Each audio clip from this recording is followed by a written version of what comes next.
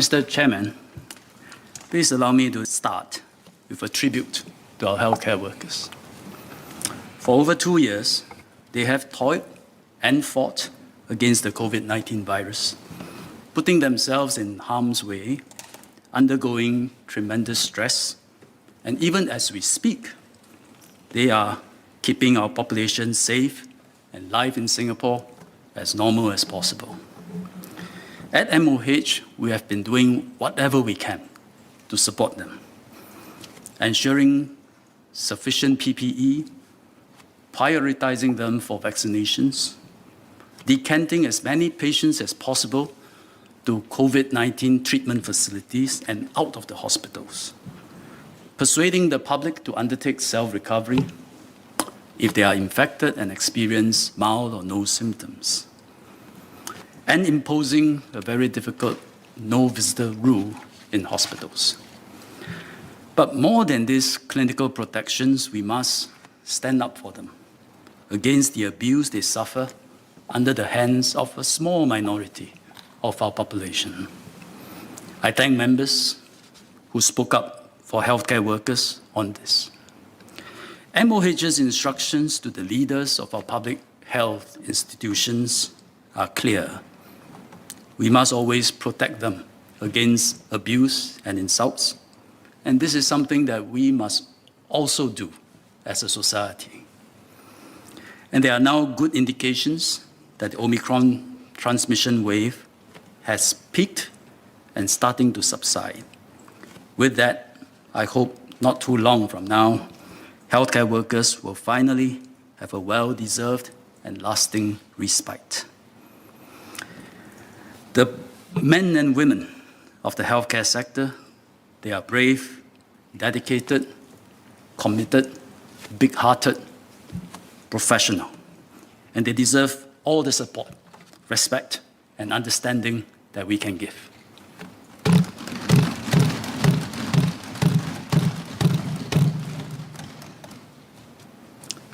Mr. Chairman, today I would like to update members on the major healthcare initiative to focus on preventive care. It is called Healthier SG. It will address the questions on preventive care from several members, Dr. Tang Bu Ming, Ms. Ng Ling Ling, Ms. Ang Wei Neng, Dr. Lim Wee Kiak, and Mr. Henry Kwek, and maybe others. This is a journey started more than 10 years ago by previous health ministers to focus on health rather than cure. During this journey, we have built a very robust foundation for the Singapore healthcare sector. The changes I'm about to announce are only possible because of all these past achievements. For example, from 2010 to 2020, the capacity and capability of the healthcare system has been strengthened significantly. Let's take acute hospital beds, increased by 40% as we open 3 new acute public hospitals: Ng Teng Fong General Hospital, Sengkang General Hospital, Khoo Teck Puat Hospital. Nursing home beds increased by 70%. Senior care center capacity expanded almost 4 times. The number of doctors and specialists increased by 65% to almost 15,000 now. Nurses increased by 45% to 42,000 now. As a result, the number of doctors per 1,000 population improved from 1.8 to 2.6. And that for nurses gone up from 5.8 to 7.4. And these ratios are similar or higher than most Asian regions and territories, normalized to the proportion of older people in the population. But they are lower than ratios in OECD countries, as observed by Ms. Mariam Jafar. This is due to a variety of reasons, including the population age profile, the model of care in different countries between Western countries and in Asia, and also the way Western countries fund and subsidize and insure healthcare. In terms of policies, We implemented MediShield Live and CareShield Live. We rolled out the Pioneer and Merdeka generation packages. We introduced CHAS, Community Health Assist Scheme. In terms of structures, we established 3 healthcare clusters, centering around SGH, TTSH, and NUH, each with significant economies of scale and capabilities. Outcomes have improved. Between 2015 and 2020, there are fewer readmissions into hospitals within 30 days after discharge. Fewer U-turns. From 11.5% 2015, 2020 came down 10.7%. Response time to cardiac and stroke care at our hospitals have also improved. So now, if you look across 204 countries in the world, Singapore had the highest life expectancy at birth for men at 83 years and women at 87 years. So after 10 years of foundation laying, plus a pandemic crisis, it is time for us to take the next big step. There is urgency to this, because in the next 10 years, long after the COVID-19 dust has settled, we will have to tackle our biggest healthcare challenge since our nation began, the deteriorating health of our population. Dr. Lim Wee Kiak asked, what is driving cost increases? Deteriorating health is driving cost increases. What then in turn drives deteriorating health? 2 major driving forces. First is aging. Currently, about 1 in 7 residents in Singapore are seniors, aged 65 and above. By 2030, that number goes to 1 in 5. An older person is more likely to fall sick or suffer from severe illnesses compared to a young person. It's a fact of life. We see this in our parents and grandparents, and in time, we will feel it ourselves. Second driving force, which is quite aside from age, Singaporeans, young and old, are generally getting less healthy, even after adjusting for age. For example, 2017, about 2 in 10 has high blood pressure. In 2020, this has become 3 in 10. There are more of us with high cholesterol, from about 3 in 10 to 4 in 10, and I'm one of them. Fortunately for diabetes, the prevalence rate has been constant, likely due to our efforts in the war on diabetes. More of us are getting obese. From 2017 to 2020, the obesity rate has gone up from under 9% to over 10%, undoing many years of progress. The first factor of aging, that's due to the march of time. There's very little we can do about. The second driving force due to deteriorating health, this is due to the will of people, which there's plenty we can do something about. Because deteriorating health is mostly a function of lifestyle. Too sedentary, too much device time, too little exercise, too much sugar, salt, and fat in our diet, and putting off looking after our health until it is too late. And indeed, living unhealthily is often more carefree and often more enjoyable. But we do not realize that we are paying for these instant gratifications by installments with our long-term health, bit by bit, until we realize the snowballing costs later in life. So a young person who is obese or has high blood pressure or high blood sugar, he may feel all right now, but actually he may be a walking time bomb. When he's older, there's a high chance of him being struck with a heart attack, stroke, or require dialysis. When these illnesses strike, they are painful. They snatch away from us quality of life and happiness. They will burden family members and loved ones emotionally and financially. For this generation of seniors, many have several children who can all chip in to help take care of them. And even so, it can be quite taxing. But people around my age, slightly older, slightly younger, we have fewer children and we are likely to live longer. That means when we are in our 80s, 90s, you're lucky 100, and you fall very sick, unable to walk, change, eat, shower, our children will be in their 50s or 60s, and hopefully they will be able to take care of us. Beyond the immediate family, sickness across the population imposes a huge burden on the healthcare system and on our taxpayers. We heard this sobering piece of data during the budget debate, and Minister Lawrence Wong mentioned government healthcare expenditure tripled over the last 10 years, and based on current trajectory, it will again more or less triple in the next 10 to $27 billion in 2030.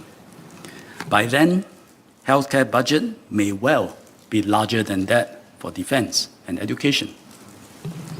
To make healthcare affordable, the government will have to continue to subsidize healthcare. And that is the key reason why additional revenue from GST increases is needed.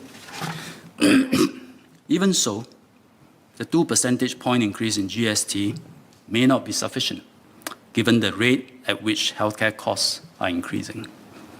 That is why we also need to control costs. We have been doing so through bulk buying of drugs, using cost-effective treatments, better clinical procedures, right-siting patients, and moderating the buffet syndrome caused by healthcare insurance. But the more fundamental way to tackle costs is at its roots. That is to make us healthier. It wouldn't reverse the impact of an aging population, but it can reduce the rate of increase and bend the cost curve downwards in the long run. It will still slope upwards, but we can bend it downwards. How are we doing this?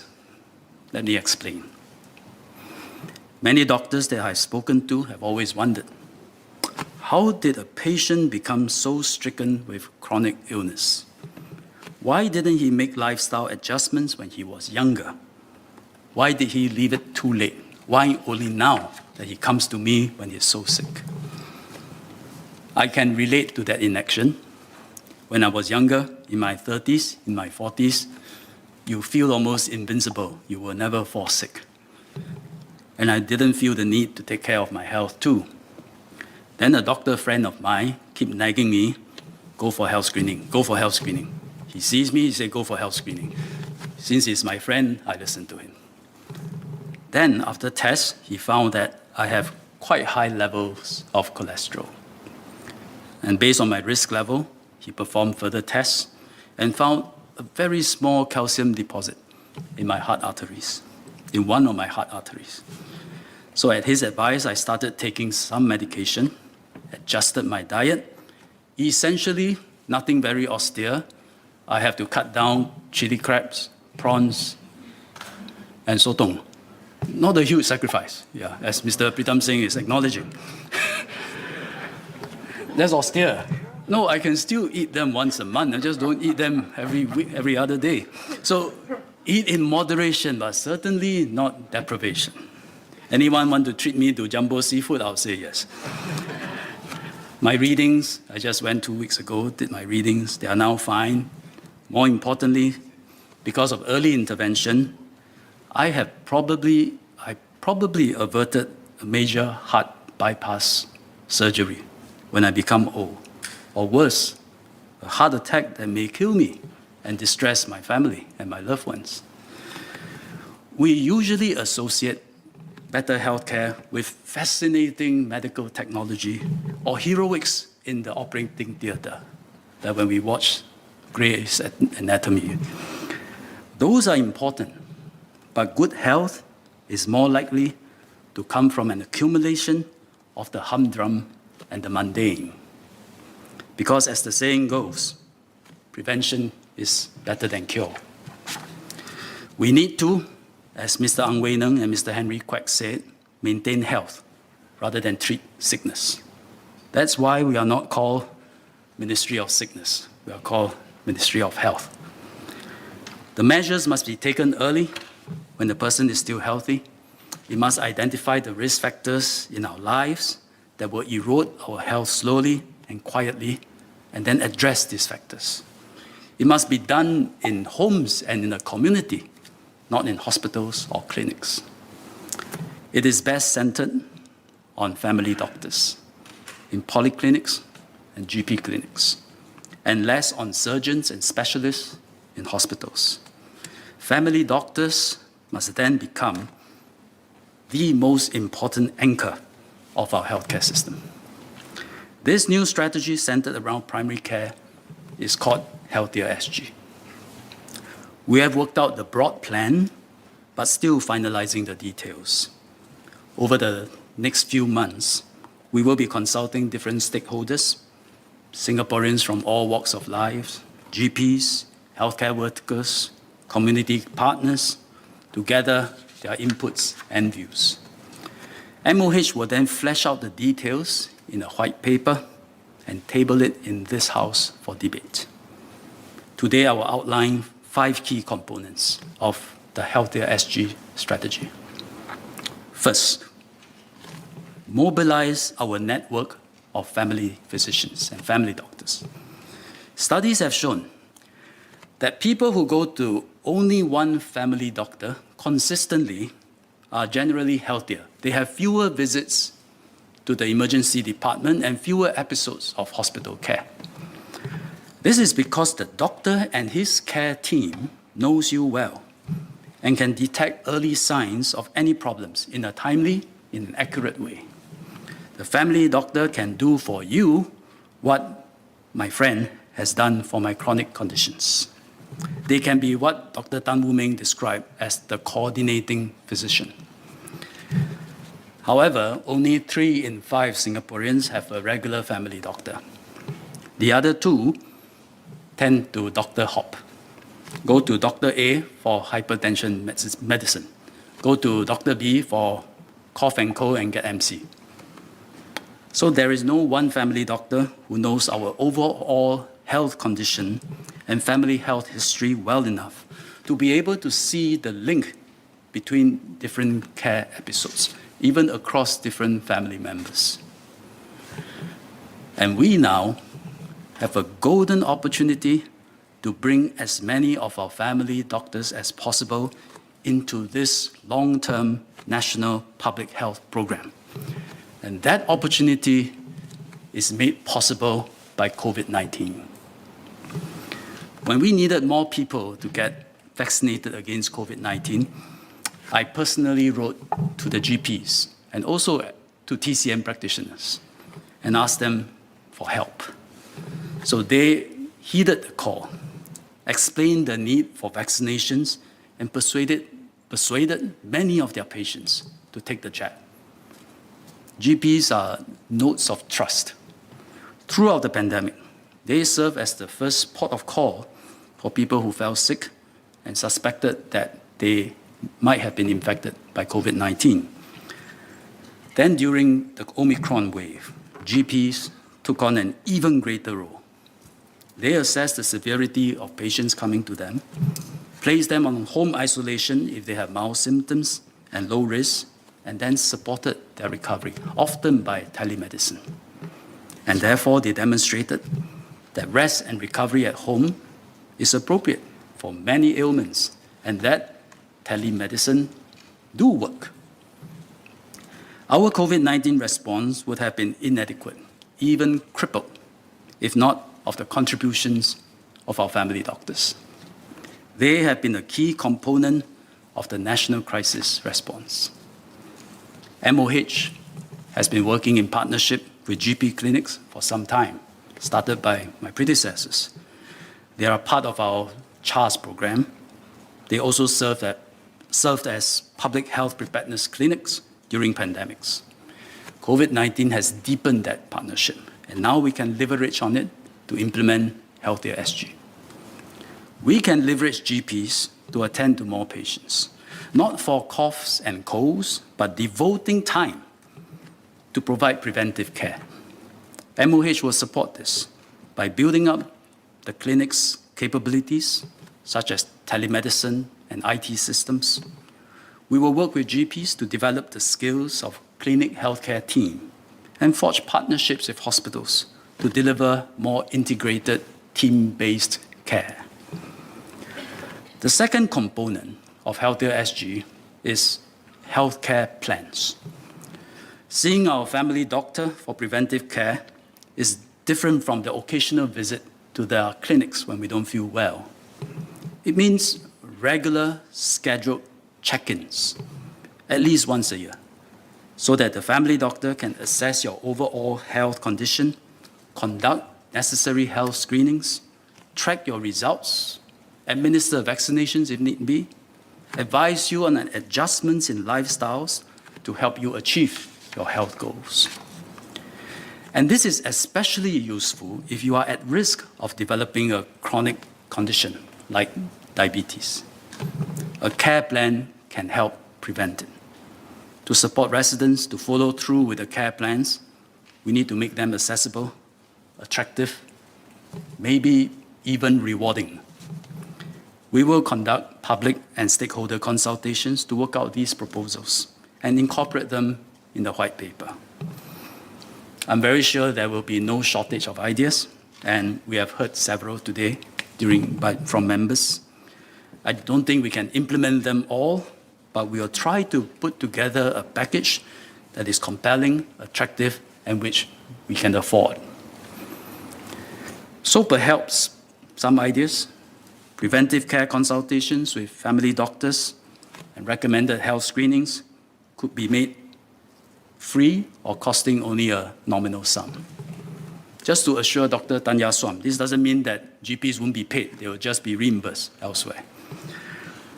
Perhaps we can claim higher charge benefits for drugs if we go to the same doctor. Perhaps we can tap on MediSave more for our care plan. Perhaps we can offer insurance premium discounts or vouchers if we diligently follow our care plans, or even better still, show good outcomes. These are all possible ideas. By enrolling into Healthier SG, a resident will commit to see one family doctor and adopt one care plan.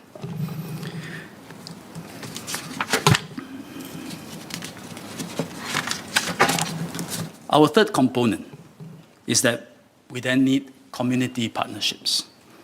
Preventive care plans involve lifestyle adjustments, which needs to happen outside of the clinics and in our living environments.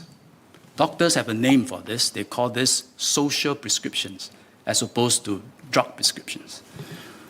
We therefore need the support of agencies, many of them: HPB, AIC, PA, Sports SG, NPB, Park Sport, and community partners that oversee various social services.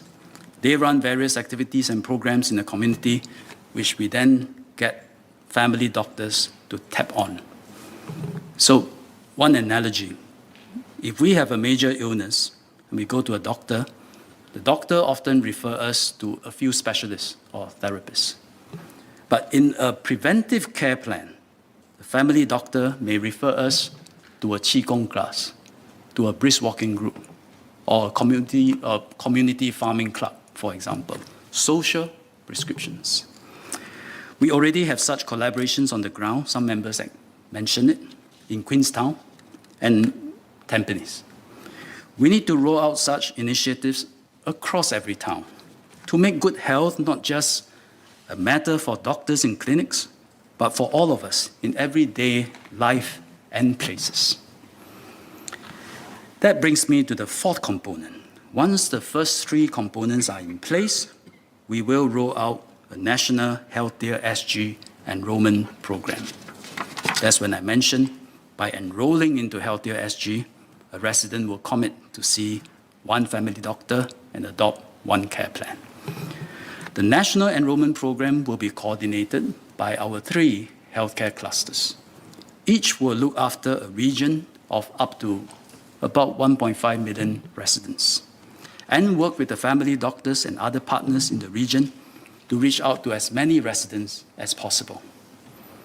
We will probably start with people in their 40s and older because that is when chronic illnesses may start to set in. And then we have to build up the participation rate progressively. When HPV rolled out the latest season of National Steps Challenge, it recruited 900,000 participants. We hope Healthier SG can be even more successful than that. I want to specifically highlight the importance of this collaboration between healthcare clusters and the family doctors. It is a very important nexus because the family doctors will receive support from hospitals in looking after residents with more complex needs. Then hospitals, after discharging a patient, can refer them back to the family doctor. This is exactly what we did during COVID-19. It works, and there will be seamless coordination and continuity of care. We have taken a geographical approach to enroll residents because this will cater to the needs of the great majority. Because today, about 9 in 10 residents will visit a family doctor or hospital near their homes. Nevertheless, individuals will have choice. You can choose whether to enroll or not. You can choose who to enroll with, even doctors who are far away from your home. And there's a variety of reasons why some Singaporeans may decide to do that, because the clinic may be nearer to your workplace, near your parents' place, or it's a friend that you have known for many years. And finally, the last component. We need the necessary support structures to make Healthier SG work. And this is actually no small matter. Manpower is a big part of this. Ms. Mariam Jaafar asked for our workforce transformation plans, so let me share briefly. We need to build up and optimize our primary and community care workforce further. Today, a fifth of doctors and nurses are in primary and community care. By 2030, we will need to increase this to at least a quarter. But besides growing the number, we will further build up the competencies and skills of our healthcare workforce. For doctors, family medicine should feature even more strongly in the curriculum of our medical schools. We now encourage new graduates, don't become a specialist and do your residency straight away, but expose more broadly in medicine and build up confidence in dealing with chronic illnesses. Postgraduate training in family medicine will be strengthened too. For nurses and other healthcare professionals, the potential for skills upgrading is even greater. We need to broaden interdisciplinary training, empower them to practice at the highest level of their licenses. For example, once we roll out Healthier SG, I expect preventive care efforts to be implemented in communities. And these efforts can be led by nurse clinicians and pharmacists, not necessarily by doctors. So I foresee Healthier SG opening up many new job roles for our healthcare workers. Finance is another major support system. We have been funding our healthcare clusters largely by their workload, such as the number of treatments, number of surgeries and operations.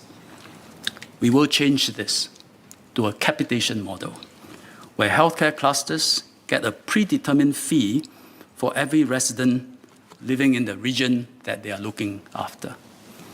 Under the new system, the absolute budgets of each healthcare cluster will not be affected. In fact, the budgets will go up a little bit. What will change is the basis of calculating the budgets.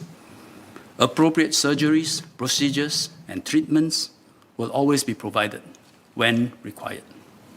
But with this shift in the basis of funding, there will be a natural incentive for hospitals to try to keep residents healthy through preventive care.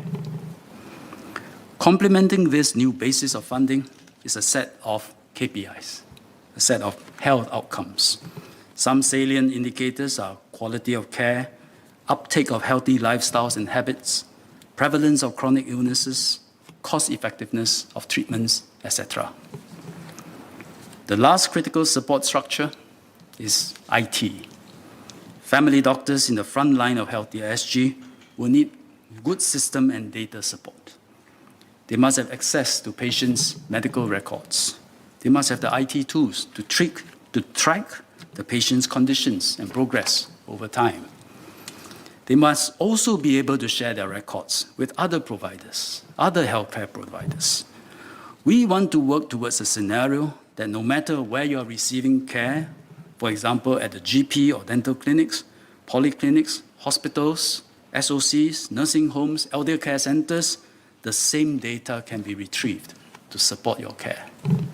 And that is why MOH has been enhancing and rolling out the NEHR, the National Electronic Health Records System.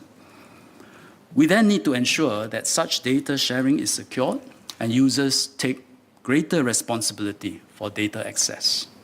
We will need new legislation to govern this, and we intend to put in place a health information bill in the next couple of years. Mr. Chairman, let me now say a few words in Mandarin.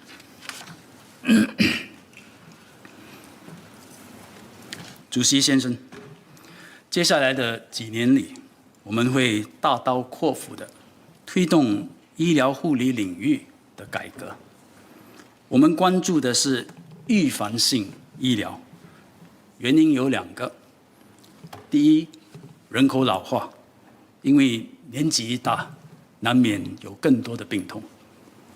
第二，新加坡人其实我们越来越不健康了，该多的不多，该少的不少，活动量太少，运动太少，电子配备用的太多，糖盐油吃的太多，所以患有各种慢性疾病的人也就更多了。如果我们不改变生活习惯，未来的10年，病痛会大量的增加。如果你生病，生活素质就差了。你在退休后本来想尝试一些新的事物，或者跟家人享受天伦之乐，但是却疾病缠身，不能够实现自己的愿望。我们一旦生病，原本简单的日常作息，或者医药费等等，现在都得依赖家人、孩子、孙子女，给他们带来额外的负担。此外，医疗体制的压力也更重了，政府医疗开支也越来越吃不消。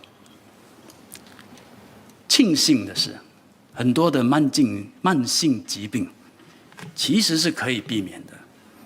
大家都听过预防胜于治疗，中医师也常常说病从浅中医。但这需要在没生病之前就开始在生活和饮食上做一些调整。未雨绸缪的道理用在保健呢，其实是最适当的。所以我们接下来的首要目标就是要协助大家保持健康，不是生病后才来医。在任何的医疗体制内，调养治病缺一不可。但在人口老年化的情况下，我们需要在2者之间取到一个新的平衡，多注重预防性的调养和医疗。所以我们将展开健康 SG 这个策略，这是一个全国性，通过替国人提供健康检查、改进生活习惯的保健策略。我们会鼓励中年的国人向你们的家庭医生报名，过后家庭医生会和政府医院合作，一起帮你预防疾病，一起保持身体健康。医生也会定期帮你做健康检查，预期打疫苗、打免疫针。他们会跟社会伙伴，包括人协和新加坡体育理事会一起合作，帮你改善饮食习惯，戒烟，多做运动。但预防性的医疗意味的是你没有病痛也要去看医生，接受检查甚至辅导。这其实不是我们新加坡国人的习惯，觉得无端端去看医生做什么？所以要鼓励大家这么做，要有一些推动力。所以接下来的几个月，卫生部会将通过公众咨询收集建议，来制定一套有吸引力而我们负担得起的配套。也许配套里可以说，预防性的身体检查可以免费或只收很低的费用。也许拿药时可以用更多的保健储蓄去付费。也许当你按家庭医生的护理计划保持身体健康，终身保健的保费会下降。这个道理跟汽车保险一样，你的汽车没有遇到车祸，没有修理，保费就逐渐下降。道理一样，我们设计了这个配套后，就会朝你一份健康 SG 白皮书呈上国会，然后进行辩论。拟定政策方向后，有了医院、医生、民众的支持和配合，大家都可以过得更健康，生活也可以更充实，年长者可以快快乐乐的安享晚年。Mr. Chairman, a central issue of the budget this year has been the increase of GST because we need to meet the rising healthcare expenditure of an aging population. Healthcare expenditure will increase because we are committed to make healthcare affordable to those who are sick by heavily subsidizing healthcare bills. After subsidy, there is still a remaining sums that need to be paid, and we can cover most of that through MediShield Life. And then there's still a smaller remaining sum which the patient can pay through his MediSave. And if there's still a small sum that the patient cannot afford, he can apply for MediFund. So subsidy, then MediShield, MediSave, MediFund, that is essentially the S+3M framework, a multi-layered safety net for healthcare, and it will continue. However, it is important to understand that spending on health is quite different from spending on, say, education, which is always forward-looking, molding the future of Singapore. Healthcare spending is critical, is essential, but mostly about treatment, trying to restore a sick person back to where he was in the past, and often imperfectly. Sometimes we hear comments, including in this House, that healthcare spending is an investment in our people. If we are honest with ourselves, we know it is not the same as education. It is driven by deteriorating health that can be prevented. It is often about paying for unwise lifestyle choices of our past.